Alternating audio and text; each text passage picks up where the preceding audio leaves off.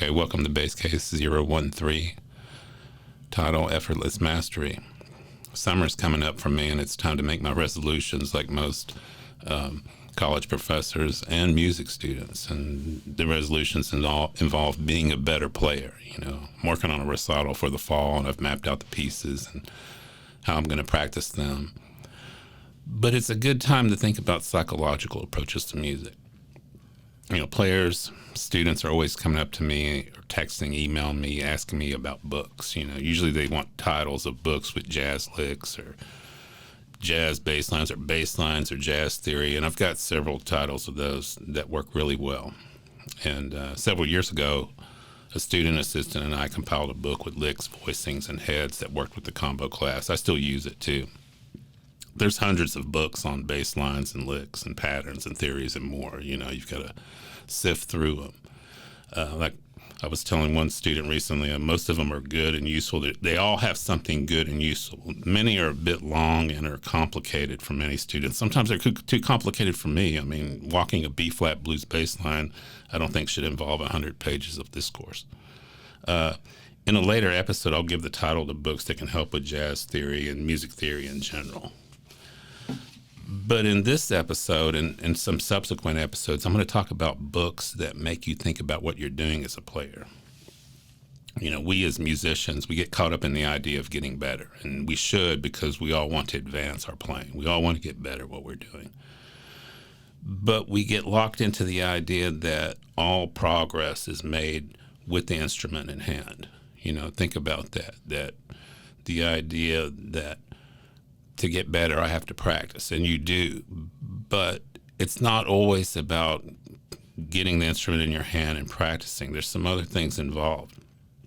It's much like people that are into strength training, and, your personal trainers say that your rest days are just as important as the days you work out, meaning that all progress isn't made with that barbell in your hands or when you're running on a treadmill. And progress as a musician can and should be made without the instrument in your hand. How you think about this. Like, for instance, aspects of visualization, which in sports fields, sports training you hear about, a golfer making a putt, visualizing how he can make that putt, a wide receiver running a route and making that catch, how they visualize it so they're locked into that idea. And then there's approaches, how we approach our private lessons. How do we approach practicing? How do we approach rehearsals? How do we approach performances? That four-prong idea that's involved in music making. And think about that for a minute. How do you approach a rehearsal? Do you make sure everything is in order, your equipment, your charts, the practicing of those charts? Is your mindset ready? Or do you get there early? Is that something on your mind, how you're going to prepare for it? It should be. The old maxim, we've heard it, if we fail to prepare, we prepare to fail. And I think it's true, and I see it day to day. Now, another one which aligns more closely with the book I'm going to talk about today is the idea of how we feel about ourselves. How do you feel about your playing?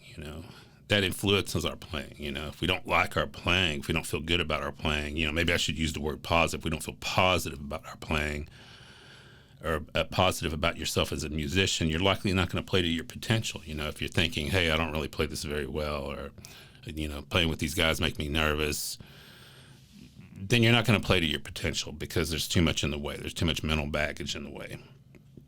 And I think it's important to think about playing music, why we play music, how we practice music, how we interact with the music we're playing, how we interact with the fellow musicians that we play with. And one of the books I'm always end up quoting from, and this is probably the book that I quote from more than anything else, is a book written by New York City jazz pianist Kenny Werner, who discusses his philosophy of liberating the master musician within. It's entitled Effortless Mastery, and I wholeheartedly encourage you to read this book. I got turned on to this book in grad school at North Texas, and it was intriguing to me at first, but it took a while. A few years into my teaching career to dig deep into it and understand how it pertained to me as a musician and how to transmit the ideas within it to my students. I'm still dealing with the book. I still reread it. I've got favorite passages. I'm going to go over a few of those, 3 of those today. And they're underlined in my book, and I talk to you about it with music students and my players. I initially thought I'd be able to talk about this book and a couple of others in one podcast, but reality hit. So I'm going to take the one podcast to cover a few of his ideas. Now, I'm just going to jump right in. I was looking through the book when I was putting together the script for this podcast, and page 23, and I've underlined this. It says, I must be kind to myself. I must be kind to myself. It's a mantra that we should have as musicians, We have to absorb our own personal feelings towards our mistakes and understand it's natural to not be perfect, I've thought about the times I've ruminated and excoriated myself on the drive home after gigs because I dropped some chord changes or didn't play a solo as well as I thought I should. But the reality was I did a lot of things right, and I was forgetting about that. And the second reality, like I mentioned, is I'm not perfect. Sometimes I'm going to make mistakes. All musicians make mistakes. I see my players, they get annoyed with themselves after playing, and, I try to soothe them a little bit and saying, it's okay, you're going to get another shot. And I never make my combo players play anything in front of people that they haven't rehearsed and played well many times. That still doesn't stop it from somebody having, dropping a chord change or not playing the melody right. We get into a different space outside of the rehearsal hall and get on a stage or in the corner of a reception, and ill-chosen notes happen. Dropping the form happens to everyone. It's happening right now. Someone in the world, as I'm speaking and you're listening to this, there's a bass player dropping the form somewhere, and that's okay. They'll get back on it. She or he will get back on it, and if not this time, next time. So think about that. Be kind to yourself, when you're practicing. Be kind to yourself when you're playing. Be kind to yourself when you're after you're playing. Page 37, don't care too much. Now, when I read this as a grad student, I thought, what? We were at the school I went to, we had to care quite a bit is what I thought. At this school I teach at right now, we just had juries this week in the music department. That's where students come in one at a time and play selected pieces or technicals such as scales. And it's a very formal process that begs for student musicians to be nervous and care a lot, as they should. It also begs for them to prepare a lot. And even when they do prepare a lot, they have trouble with this because, like Kenny Werner says, and I'm going to quote him, he goes, dig that word, jury. What do we think of when we think of a jury? Well, you think of going to court, right? Well, it's almost like the same thing. But taken from that, don't care too much. He says, my favorite quote with this, when you don't try so hard to be good, you play better. It's a startling realization. If you take out all of the mental and emotional impulses that you want to sound great 100% of the time, it's very liberating to go play your musical instrument because those impulses, those mental reflexes to play great all the time do nothing to help you play better. That you think that you have to have that serious mindset all the time. Now, it doesn't mean to stop practicing. And it means to stop thinking so much when you're playing music with people or in front of people. Easier said than done. There's a letting go that has to happen and a lack of caring what other people, including yourself, including myself, quote, think. That fear of what other people think gets in the way and no one helps your playing. No way it helps your playing. I can't think about how many times that I thought I dropped something, or it was noticeable and I said something to the drummer and he was like, I don't know what you're talking about. I didn't hear it, because for the most part, the other musicians have a lot on their plate too when they're playing. And this became very clear to me, when I'm playing with my students in combo class and I'm playing in the jazz ensemble when the bass player doesn't make it and I read the book, that mindset of not trying so hard and not caring too much is there. I read down the book, but I'm having fun more than anything else because I don't get to play a lot when I'm at school. I have so many bass players, and I tell them, they'll say, hey, play this for me. I go, no, I already know this. You need to play this. So that the times that I get to play, it's fun, and I don't think about it. That's the mindset you want. If I do make a mistake, I don't care. They're so busy, they don't even notice anyway. It's liberating and it's fun. I know the charts, I'm probably playing some notes I didn't choose, but I'm moving on from it. One of my favorite expressions to myself and to my players is next time. They'll say, yeah, or I'll look at the next time that chorus comes around, play it right. Now notice what I'm saying. I didn't say mistake. I'm saying playing some notes I didn't choose. That's the way we need to think. Everything is always moving along nicely, and I feel the same way when I'm playing with the faculty quartet. I know those guys well, and although I'm not as familiar with that book because it's ever changing, I trust myself to handle things. And if something happens, I lose the form, things are going to be all right. And at the end of the day, I'll still get to be a bass player and live another day. I'm not saying it's okay to be loose. I'm not saying it's okay not to be prepared.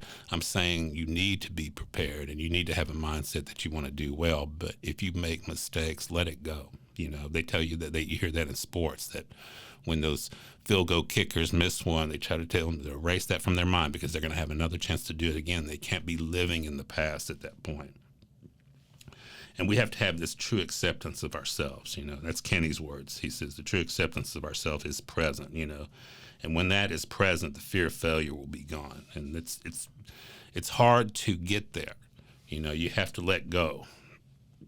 Now on page 39, he quotes Stephen Nachmanovich, from another book that I like, Free Play. And I'll be talking about that book in a subsequent episode. And it's a great point. The easiest way to do art, and I'm quoting from Stephen's book, is to dispense with success and failure and just get on with it. I do this with my beginning bass players. I teach them F blues changes and then I throw them into the combo. And some of them have never played with people before. Some of them have never played jazz before. Some of them have never played in a combo setting before. Some of them have never played a blues changes before with a drummer, throwing down the ride cymbal and a pianist comping changes. And they're uncomfortable, but I tell them just keep moving. Don't try to be perfect. And they get better faster. It's to use the term, it's a baptism by fire. And that's all right. In that class, we don't judge. We're all friends in there and we're trying to make a tune happen. But it's the basic idea that Nachmanovich has. We have to get on with the making of art. We get on with the music making. We in a live group context, which is difficult at times, but it's only made difficult with the baggage we might bring into it. Players will say, well, I'm nervous. I'll say, well, that's not going to help anything.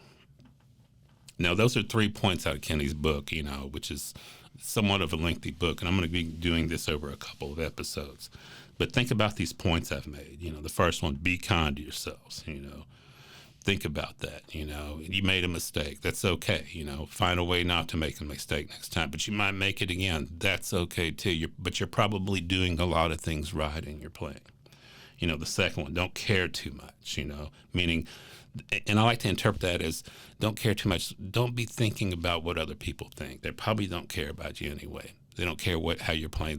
They probably like most of what you're playing, One time somebody said that audiences want musicians to succeed. They want performers to succeed. It's very tough to sit through something that's not working right. So they want you to succeed too. So don't try to be perfect. Just drop the form. It happens. Next time, try not to. If you're hard on yourself and you care too much, that's getting in your own way. And then number 3 of Kenny's in his book, Get On With It, which he takes from Stephen Nachmanovich. Get on with it. Start playing. Some people struggle to practice. He calls it music-itis. They don't like to pick up the instrument because they don't sound the way they like to sound, so they struggle to get their practice time in. Forget about it. Let it hurt. You're going to get to where you want to sound at some point. So get on with it. Walk some changes with a backing track. Sound bad. Get through it. Embrace what you have. Okay? So think about those points, and then in the next episode, I'll be talking some more about Kenny's book and get to practicing and start thinking about your mindset. And I'll talk to you next time.